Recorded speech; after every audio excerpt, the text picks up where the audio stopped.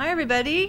Thanks for watching GPTV, and we're here at the Green Party Presidential Convention in Baltimore. It's really exciting to have all these Greens here today and tomorrow. Today I've got Joyce Palmer-Fortune, and she's from Whately, Massachusetts. Yes. And she's an office holder. She's a selectman, which I understand is kind of like a city council person, but Massachusetts calls it selectman. And why don't you tell everyone about when you became a Green, and start out with that. Okay. I first registered Green in 2002 when Jill Stein was running for governor of Massachusetts. A couple years later, I did my first run for the select board, or the selectman's office in Whately. We have a New England town meeting style government. So our legislative body is the town, and the executive body is a three-person select board. Oh, okay. I lost my first time, but I won my second time running, and I just was reelected last June for a second term on the select board. How long are the terms? 3-year terms. Oh, okay, good. Well, that gives you a chance to get something done. A little something done, yeah. Yeah. Are there any progressives or Greens on the... Well, the rest of our select board, the two other members, are both Democrats. One I would characterize as a progressive Democrat and one as a conservative Democrat. But our town is fairly diverse. I'd say the spectrum runs from one end to the other. Mm-hmm. But our board, I don't know how unique it is, but we take everybody's input into account. That's as you should, mm-hmm. I think. Mm-hmm. So tell us a little bit about a couple of things that you've been able to accomplish there. Well, one of the things that I'm particularly proud of was I was on the negotiating team for a solar facility that's going to be built in our town this coming summer. A nonprofit organization called Citizens Energy proposed to put on a little 1.5 acre site a 1.8 megawatt solar facility, and of course everybody is always against anything new. So at least part of what we needed to do was work out a way that could be affordable for this solar company, but also address the concerns that citizens had. We were at a meeting the other day about a second facility, and we were asked, are there any adverse health effects due to this solar panel going in?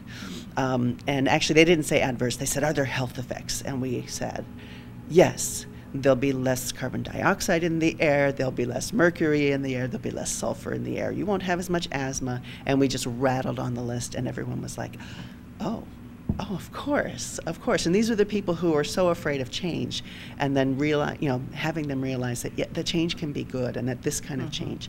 And I think it was really important to run, even for this small office in this small town in the middle of Western Massachusetts, because if I wasn't there, then there wouldn't be somebody to say that. There wouldn't be somebody to stand up and say, we ought to be trying to help facilitate these sites. Because if someone wanted to come in and do fracking, they wouldn't be bothering asking us about this.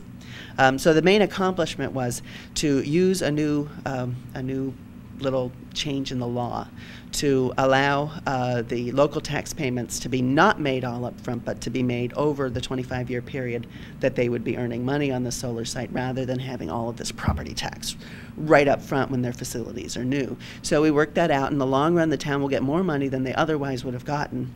We just get it at a more even, smaller rate per year.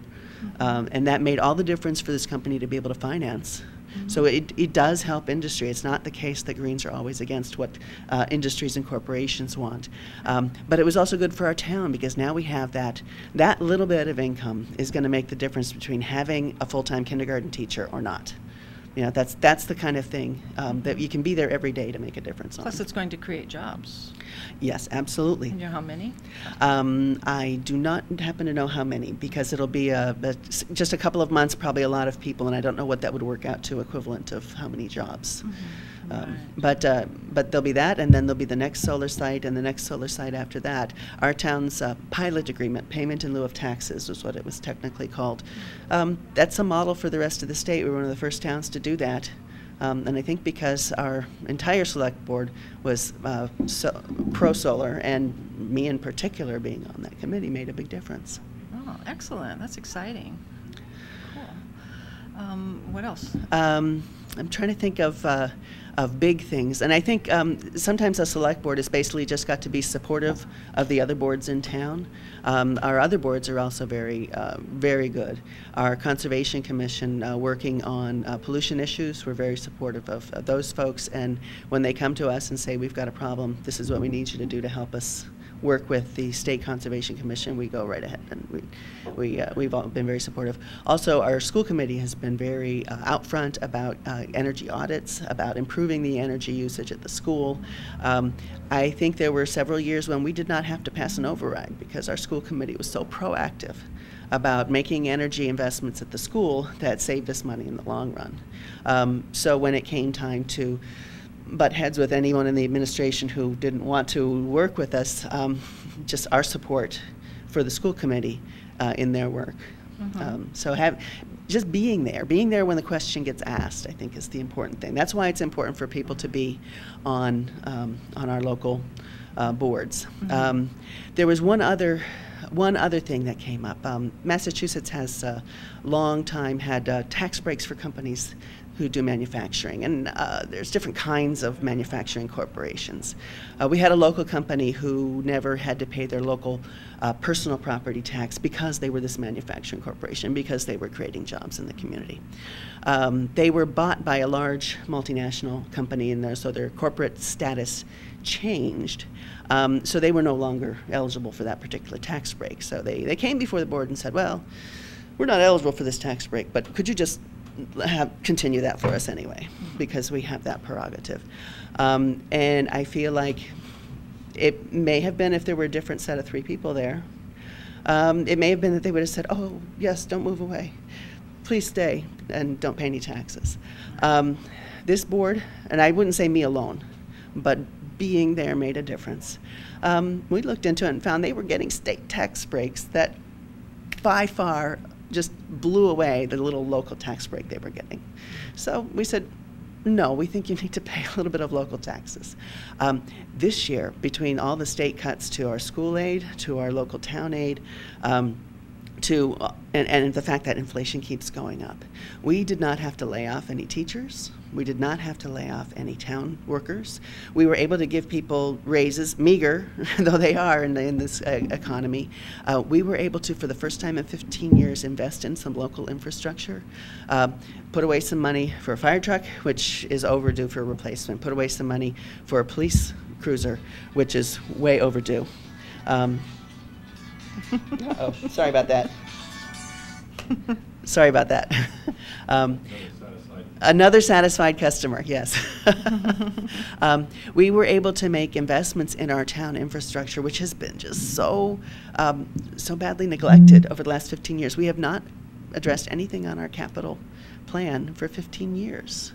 And this is the first year we actually funded 6 items off of our capital plan, things that really needed to be done so that we can save money in the future by making those investments now. That's great. Unlike a lot of towns that are really struggling. Yeah, and the only reason we could do that was because this company, now a part of a multinational, had to pay their taxes. And because the people who sat at that table were willing to ask those questions and not just listen to the company line and go along with it. Do you see other Green Party members in your community running for selectmen or other offices? You can have other office holders? There's there's a Green on our school committee. Oh, okay. Who has been chair. I think he's been there much longer than I. He's been there for 4 terms. Other Greens in town, I don't know. We haven't twisted their arms yet, but they are active on local committees as well. Excellent. Okay. Well, thank you so much, Joyce. Oh, thank you. It's great to hear about what you're doing in Whately, and maybe you'll get a chance to have you on again sometime. Thank you very much. Okay. Thanks everybody for listening. Thanks everybody.